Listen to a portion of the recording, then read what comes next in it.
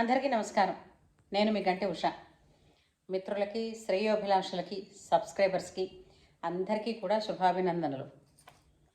ఈ మధ్యనండి గత వారం రోజులుగా ఒక 2 విషయాలు దుర్ఘటనలే జరిగాయి. నిజంగా అవి వింటా ఉంటే మనస్సు ద్రవించిపోతోంది ఒక పక్కన, భయం వేస్తోంది ఒక పక్కన. ఈ యువతకి ఏం పట్టింది? ఏ పీడ పట్టింది? ఎందుకు ఇలా అయిపోతున్నారు అని గొప్ప బాధగా అనిపించిందండి. మొదటిది ఏంటంటే, కేరళలో ఒక ఘటన జరిగింది చూడండి. ఒక అమ్మాయి ఒక అబ్బాయితో రిలేషన్షిప్లో ఉండి ప్రేమించానంది. 24 సంవత్సరాలు ఇంత చేసే అమ్మాయి వయసు. ఈ లోపల ఆర్మీ ఆఫీసర్ తోటి పెళ్ళి కుదిరింది. ఆ అబ్బాయితో పెళ్ళి కుదిరింది కదా, సరే. ఇప్పుడు ఈ అబ్బాయితో మెల్లిగా అది ధైర్యంగా చెప్పేసి తప్పించుకోవచ్చు. లేదంటే ఆర్మీ ఆఫీసర్తోనైనా ఈ నిజం చెప్పేసుకోవచ్చు. అంటే చేసే వెధవ పనులన్నీ చేసేస్తారు. చేసేసి చెప్పడానికి, దాని కాన్సిక్వెన్సెస్ ఫేస్ చేయడానికి భయపడిపోయి పిచ్చి పిచ్చి వెధవ నిర్ణయాలన్నీ తీసుకుని జీవితాలు పాడు చేసుకుంటారు. ఇలా చివరికి ఒకళ్ళది పాడు చేస్తారు, వీళ్ళు పాడైపోతారు. ఇది ఆలోచిస్తూ ఉంటే అసలు వీళ్ళు ఇప్పుడు ఆడపిల్లలు చదువుకోవాలి అంటున్నారు కదా. అందరినీ అంటలేదండి. ఏం చదువుకుంటుంటే చదువుకున్న తెలివితేటలు ఇలాగే ఏడ్చి వస్తున్నాయా? నాకు ఒకసారి చెప్పండి చూద్దాం. హాయిగా చదువుకుని సలక్షణంగా జీవితాన్ని, కెరీర్ని నిర్మించుకున్న వాళ్ళు లేరా? అలా ఉండకూడదా? మనకి అసలు మీకు స్వేచ్ఛకి అర్థం తెలుస్తుందా? ఒకప్పుడేమో ఆడపిల్లల్ని బయటికి పంపరు, ఆడపిల్లల మీద వివక్ష, ఆడపిల్లల మీద ఈ అఘాయిత్యాలు ఇలాంటివన్నీ మీరు వర్ణిస్తున్నారే. మీకు సమానత్వం కావాలంటారే. అలాంటిది ఇచ్చిన స్వేచ్ఛని ఎలా ఉపయోగించుకోవాలి? తల్లిదండ్రులు ఇచ్చారు అని అంటే ఆ స్వేచ్ఛని ఎలా ఉపయోగించుకోవాలి? ఫస్ట్ ఆఫ్ ఆల్ ఇంక పక్క వాళ్ళు వీళ్ళు సంగతి పక్కన పెట్టండి, మీ సేఫ్టీ మీరు చూసుకోవాలి కదా. మీరు రిలేషన్షిప్పే చేసుకుంటారో, పెళ్ళే చేసుకుంటారో, ఏదైనా ఫస్ట్ మీరు ఉంటే కదా ఏదైనా జరిగేది. ఆ సేఫ్టీని ఎక్కడైనా క్రియేట్ చేసుకుంటున్నారా?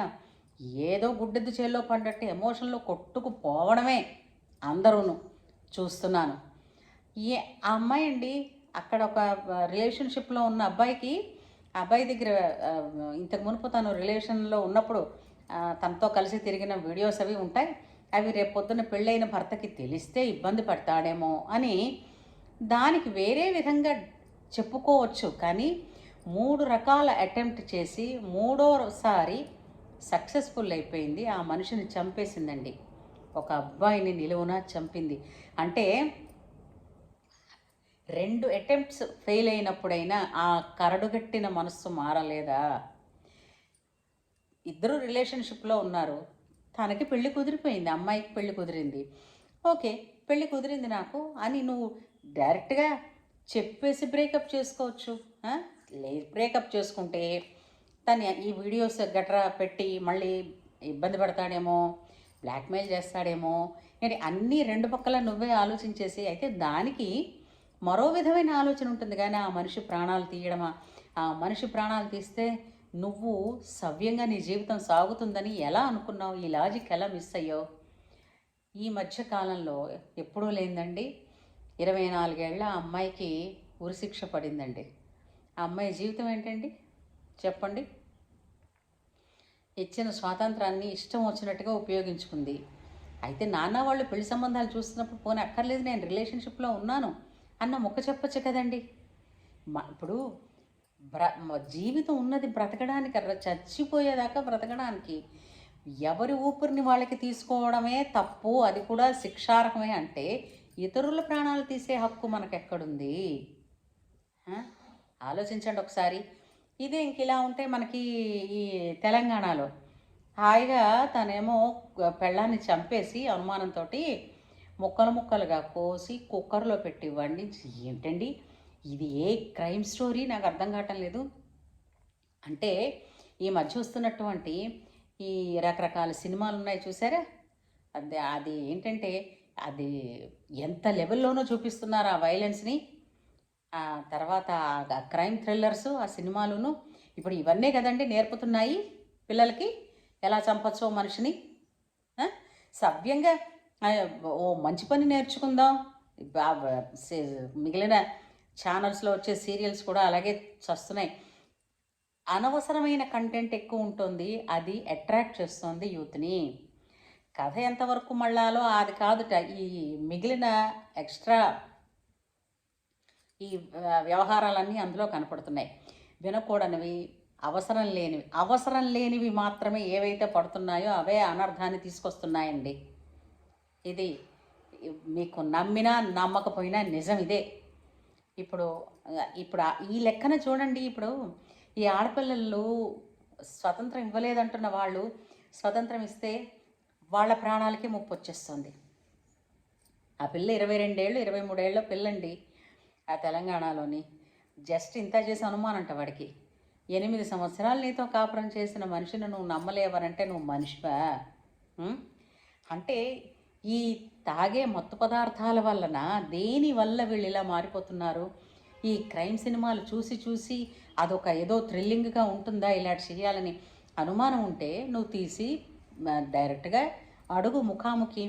అడగలేకపోయావా వేరే కంప్లైంట్ ఇచ్చుకో, లేదా విడాకులు ఇచ్చేయి.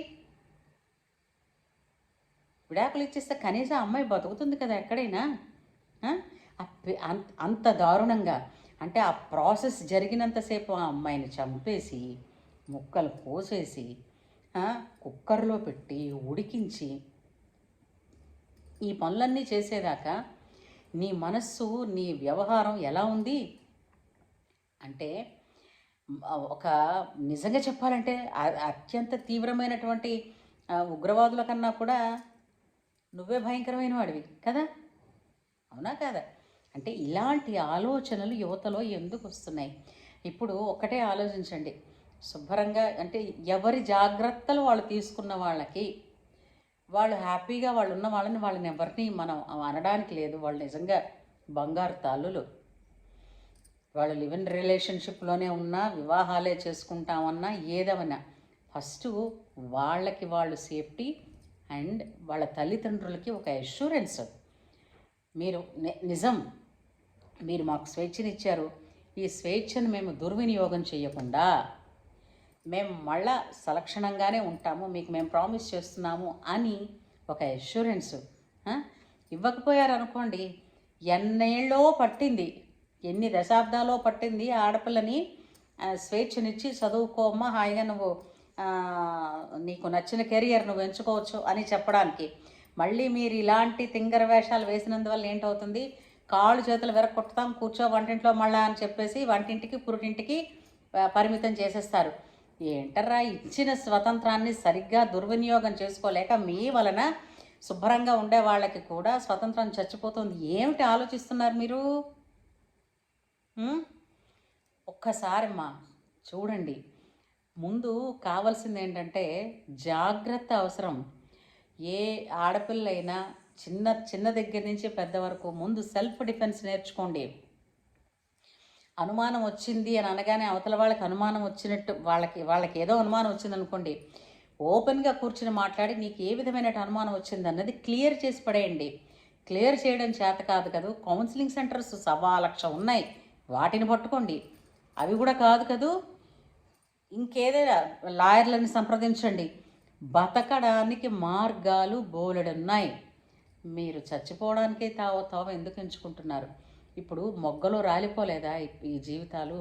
అంత చక్కటి పిల్ల ఈ వెధవ పని చేసినందువల్ల, ఒక మనిషి చావుకి కారకురాలు అయినందువల్ల ఆ అమ్మాయికి ఉరిశిక్ష వేశారు. ఎంత దారుణం! ఇక్కడ వీడికి ఉన్నటువంటి ఈగోయిజం, దానికోసం వాడు ఏం చేశాడో చిన్న అనుమానంతో భార్యను బలి చేశాడు. అసలు ఆ విధానం చూడండి, కుక్కర్లో వండేస్తారా అంటే సాక్ష్యం దొరకకుండా ఉంది. ఈ ఆలోచనలు ఎవడిస్తున్నాడు, ఎలా వస్తున్నాయి కదా? ఆలోచించాల్సిన విషయం ఉంది. ఇదిగో అమ్మాయిలు, మీరు వేసే స్టెప్ ఏదైతే ఉందో, మీ వెనక నుంచి వచ్చేటువంటి ఆడపిల్లలకి వాళ్ళకి సేఫ్గా వాళ్ళు కూడా ముందుకు వెళ్ళచ్చు అనే మార్గాన్ని ఉంచండి. లేదంటే వాళ్ళు సరిగ్గా లేరు, మీరు అలాగే తయారవుతారేమో అని వీళ్ళ కాళ్ళు విరక్కొట్టి వీళ్ళని చదవనివ్వకుండా కూర్చోపెడతారు. మళ్ళీ కథ వెనక్కి వస్తుంది. ఈ పొరపాట్లు చేయకండి. దయచేసి ఆలోచించండి, స్పృహతో ఉండండి. ఏదైనా సరే నిజాన్ని చెప్పడానికి సిద్ధపడండి. ఏదైనా పొరపాటు చేయొచ్చు, మనిషి పొరపాటు చేయకుండా ఉండడు. మనుషులే చేస్తారు పొరపాట్లు, మానులు మాకులు చెయ్యవు పొరపాట్లు. ఈ చేసిన పొరపాటు కనుక తెలిస్తే నిర్మోహమాటంగా అది ఒప్పుకొని దాని నుంచి బయటపడే మార్గం ఏమిటన్నది చెప్పుకోండి తల్లిదండ్రులకి.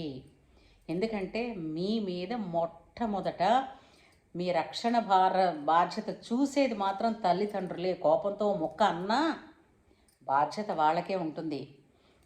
అలాగా ఎక్కడ పడితే అక్కడ కాకుండా డాక్టర్స్ ఉన్నారు, మా తర్వాత సైకియాట్రిస్టులు ఉన్నారు, ఎంతోమంది ఉన్నారు. మీకు మంచి కౌన్సిలింగ్ సెంటర్స్ ఉన్నాయి. వీళ్ళందరినీ అప్రోచ్ అవ్వండి అవసరమైతే. లేకపోతే ఇప్పుడు ఇంతమందిని చూస్తున్నప్పుడు ప్రతీదీ మనకే అనుభవం వచ్చేదాకా మనం నేర్చుకోము ఉంటే ఎలా? అన్ని అనుభవాలు మనకు వచ్చాకే అన్నీ నేర్చుకుంటామనంటే జీవితం సరిపోదు కదా. కొన్ని ఇతరులను చూసి నేర్చుకోవాలి. ఏమంటారు?